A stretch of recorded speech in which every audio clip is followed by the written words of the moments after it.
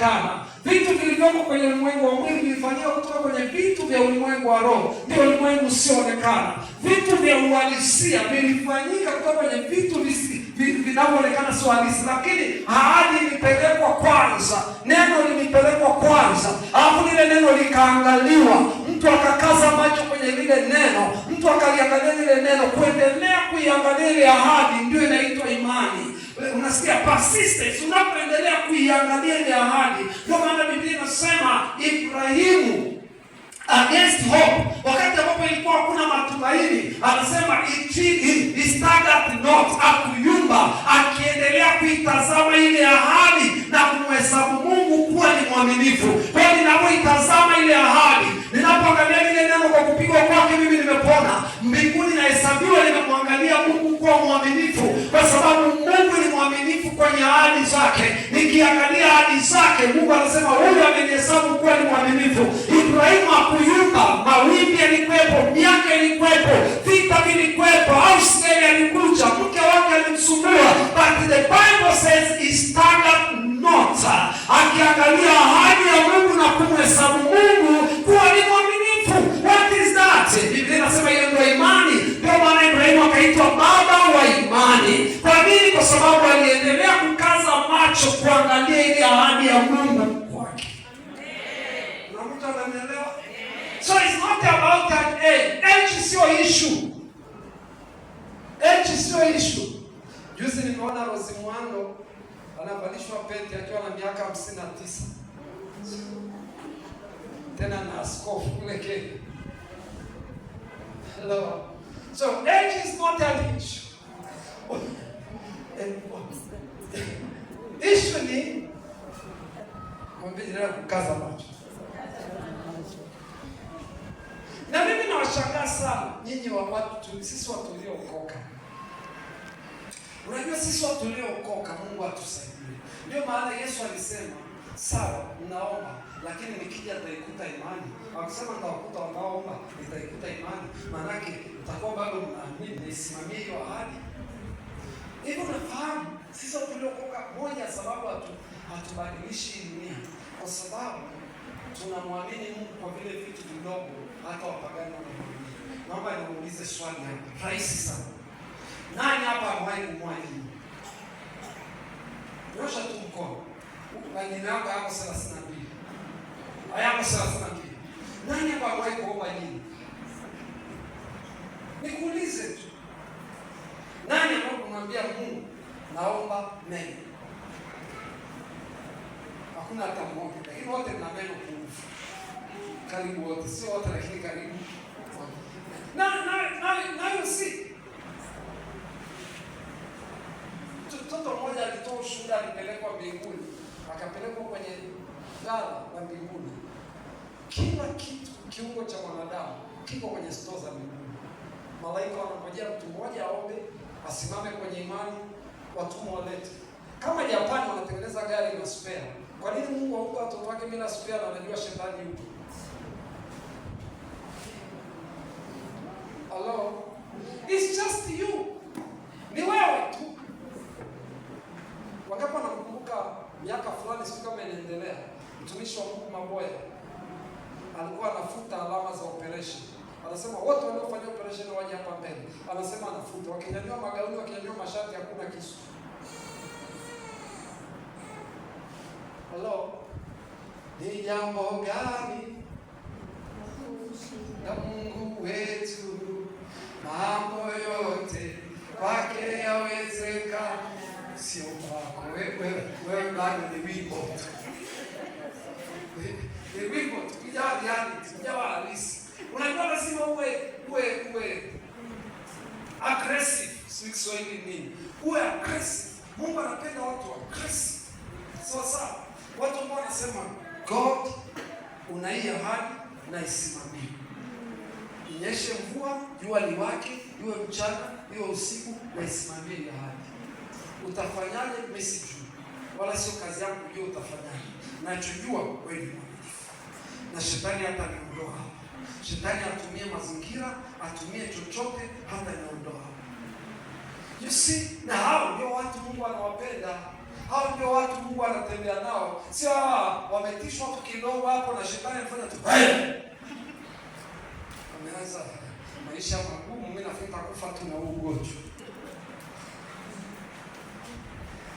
Tuko pamoja watoto wa Mungu. Halo. Nisikilize, unapomwamini Mungu, ukweli ni kwamba unaamini ahadi yake. Maana Mungu hujamuona, ila Mungu amekupa ahadi yake. Sio kama utapata hii picha. Utakapoamini ahadi yake, ndio inatafsiriwa kwamba umemwamini Mungu. Hakuna mtu amemwona Mungu, hata Yohana anasema hakuna mtu aliyemwona nani? Mungu. Yaani mtu anayesema anamwamini Mungu ni mtu wa namna gani? Ni mtu ambaye Mungu amempa hii, kwa hiyo ameiona hii ahadi. Na ninapozungumzia hapa sizungumzi Biblia yote. Maana sasa tu naamini Biblia yote, unaamini nini? Ni sawa mtu anasema mimi nimeitwa kuwa mhubiri wa Biblia yote.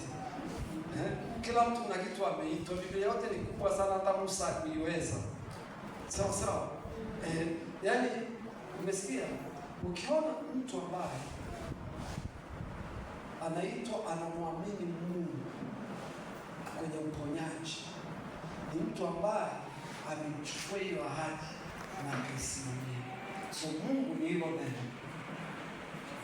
Sawa. Si kama unanielewa. Yaani una sifa ya kusema unamwamini Mungu, mpaka huo unaamini ahadi zake. Kwa sababu alichokupa yeye ni ahadi zake, unazozijua ni ahadi zake au neno lake. Ahadi zake ndio yeye, na hiyo ahadi yake ndio inafanyika.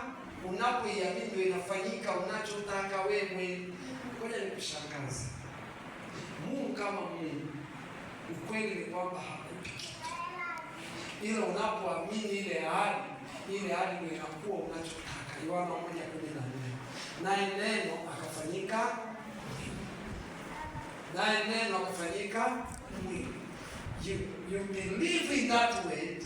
Na wewe sikwambia amini kila kitu. Wewe una nini sasa hivi? Mimi nataka mtoto. That's fine. Amesemaje? Mwalimu wangu mmoja wa imani anaitwa James Savelle. Anasema binti yake akiwa na umri kama wa miaka 11, 12. Unajua kwa kweli sisi huwa tunaharibu watoto. Mwalimu wangu binti yake alimwambia anataka boti ndogo. Boti. Sawa. Akamwambia anaitwa nani yule binti yake sio. Akamwambia wewe ni mkubwa sasa hivi. Miaka 11 ni mtu mkubwa. Una haja ya kutumia imani yako. If you want a boat, claim it to God. Akamwambia tafuta boat unayoitaka, piga picha, stick it in your room, weka kwenye chumba chako, kila mahali, kwenye friji, kila mahali. Mimi na mama yangu hatutang'oa. Sawa. Kila ukipita tamka, hii boti ni yangu kwa jina la Yesu. Hii boti ni yangu. Unajua kitu alichokuwa anamjengea? Alikuwa anamjengea ile boti itoke kwenye picha, ije istiki kwenye moyo wake. Ikisha stiki kwenye moyo wake imekuwa fake. Anasema ikisha hata mwaka. Mtu mmoja akamletea yule mtoto boti ile kwa ajili ya birthday. How simple it is. Well, by scale. How simple it is. Very simple. Nataka ujue kwamba ulichoomba you can get it. Na Roho Mtakatifu ameelekea kwamba usiendelee kuomba, wafundishe. Hata kama wameomba kimoja, wafundishe. Mimi nimeshaachilia, lakini watapokea. Wana mikono ya kupokea ni imani. Wanapokea. Are they going to receive? Hello? Unanielewa? Unanielewa? Na kitu kizuri ni kwamba sema nasisitiza tena hiyo neno umeenda nayo kwa Mungu. Hiyo neno, hiyo ahadi uliyoichukua ukamwambia Mungu, hii ni ahadi yako, hii ni neno lako. Sio uliomba fedha, sio uliomba utajiri, Kila kitu kiko kwenye Biblia as long as unania Mungu. Hiyo ahadi mpendwa ni kweli. Ibrahimu alipima akaona ni kweli. Sawa sawa. Isaka alipima akaona ni kweli. Yakobo alipima akaona ni kweli. Everybody who tested it, kila mmoja aliyeiamini alikuja na nini? Research nini yake? Matokeo yake ya utafiti, akasema ahadi za huyu Mungu ni kweli. Ni maana Paulo akaiandika kwenye Wakorintho wa pili 1:20, akasema ahadi zote za Mungu ni ndio, tena ni amina katika Kristo Yesu, na watu wote waseme amina. Ndivyo ninaposema all, yaani alisema zote. Hebu soma ile andiko Wakorintho wa pili